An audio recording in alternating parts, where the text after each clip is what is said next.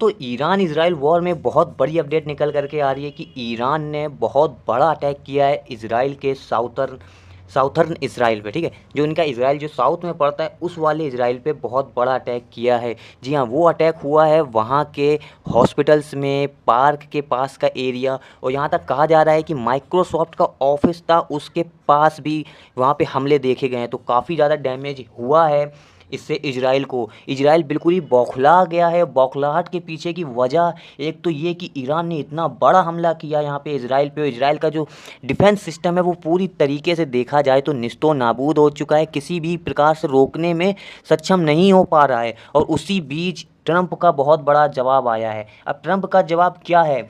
अब देखिए, ट्रंप इस वक्त ये कह रहे हैं कि वो इजराइल ईरान वॉर में 2 वीक का समय और लेंगे।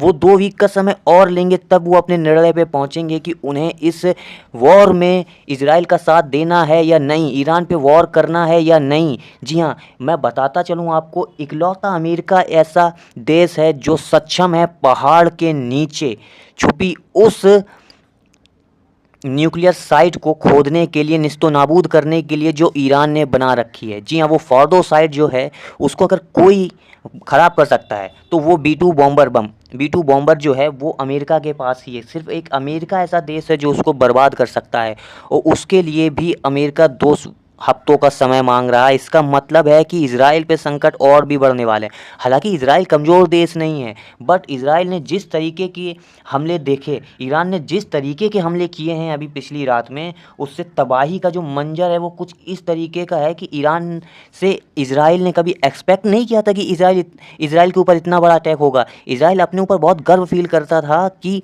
उसका जो सेल्फ डिफेंस सिस्टम है वो बचा लेगा उसको पूरी तरीके से। मैं बताऊं अगर आपको, तो ईरान क्षेत्रफल के मामले में इजराइल से 10 गुना ज़्यादा बड़ा है। इजराइल क्षेत्रफल के मामले में बहुत छोटा है, इंफ्रास्ट्रक्चर बहुत ज़्यादा है वहाँ पे, तो लोग बहुत आसपास के क्षेत्रों में रहते हैं, जिस वजह से तबाही जब होती है तो बहुत तगड़ी होती है।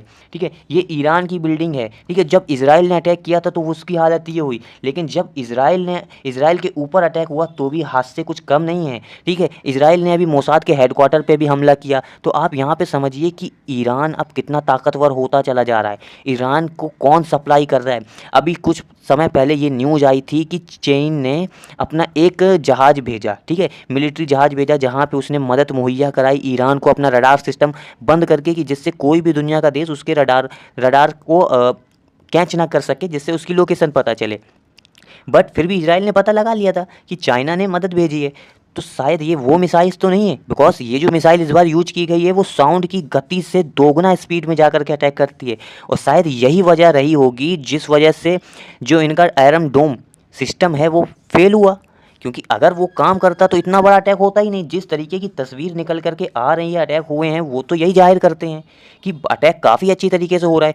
और अगर अमेरिका साथ नहीं देता है, इजराइल अच्छा खासा नुकसान पहुंचाएगा ईरान पे, इस बात पे कोई भी संदेह नहीं है। बिकॉज इजराइल टेक्नोलॉजी के मामले में बहुत ज़्यादा सक्षम है, ईरान से बहुत आगे। और अभी तक ये भी न्यूज़ सामने नज़र आ रही है कि इजराइल ने वहाँ की सत्ता पलट करने के लिए ऐसी ऐसी वीडियोस जारी कर रहा है। ऐसा मतलब, एक होता है ना कि आप लड़ाई जीतने से पहले आप लोगों के मन में डर पैदा करते हैं कि आपके साथ ऐसा होने वाला है, आपकी सरकार इस तरीके से हार रही है, आपकी सरकार आपसे झूठ बोल रही है। उसने इंटरनेट सेवा को ही ब्लॉक करवा दिया है।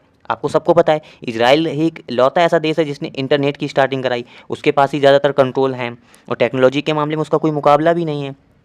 इस तरीके की चीज़ें वो कर रहा है ईरान में विद्रोह करने के लिए। ठीक है, अगर देखिए ज़मीनी स्तर पे विद्रोह होगा तो ईरान इतना लड़ने में उसको थोड़ा सा टाइम लगेगा, और टाइम इजराइल देगा नहीं, फिर इजराइल अटैक पे अटैक करता चला जाएगा। यही इजराइल की वो रहेगी स्ट्रेटजी। बट ईरान इतने तगड़े तरीके से अटैक कर रहा है ऐसा इजराइल ने नहीं सोचा था। इजराइल ने सोचा था गाजा की तरह अटैक करके निकल जाएंगे और बचेंगे। अब इजराइल यहाँ पे उल्टा कर रहा है। इजराइल ने अभी अस्पताल की वीडियो एक रिलीज़ की है, वो वीडियो मैं आपको दिखा नहीं पा रहा हूँ, बट आप इंटरनेट पर देखेंगे तो आपको मिल जाएगी। अस्पताल की जो है वीडियो रिलीज़ की है, उसने बताया है, एक प्रकार से गिड़गिड़ा रहा है कि देखिए ईरान हमारे अस्पतालों पर अटैक कर रहा है। तो जनाब, आपने भी गाज़ा में यही किया था। आपने भी टेररिज्म बोल करके गाज़ा में अस्पतालों पर, कैंपों पर हमला किया। ये बोला कि हमास है वहाँ पे, ये हमास है, वो हमास है, हर जगह आपने बम गिराए। अब वही ईरान कर रहा है। ईरान का कहना है कि भाई मैप में आपने मिलिट्री बेस दिखा रहे हैं, हमने तो पार्क पे अटैक किया, वहाँ पे अस्पताल था नहीं।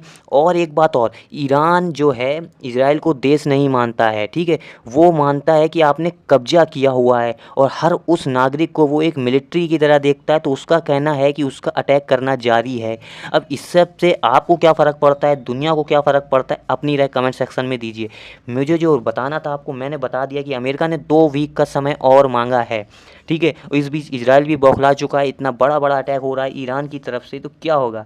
अब भैया ट्रम्प को तो सब जानते हैं, यूक्रेन और रसिया के वॉर के बीच की ये बात आप देख लो, नाटो में शामिल करेंगे करेंगे बोल करके बेचारे को रसिया से लड़वा दिया। आज यूक्रेन 100 साल 150 साल पीछे चला गया है।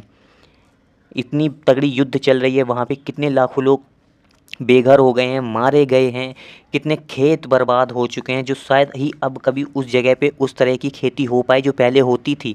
वो इंफ्रास्ट्रक्चर को बर्बाद जिस तरीके से किया गया है, वो शायद ही यूक्रेन अब इतनी जल्दी वहाँ से वापसी कर पाए। जी हाँ, ठीक है। तो ये सब था आज की वीडियो में। चैनल को सब्सक्राइब कर सकते हैं आप और कमेंट करके अपनी राय ज़रूर बताइए। मिलते हैं नेक्स्ट वीडियो में।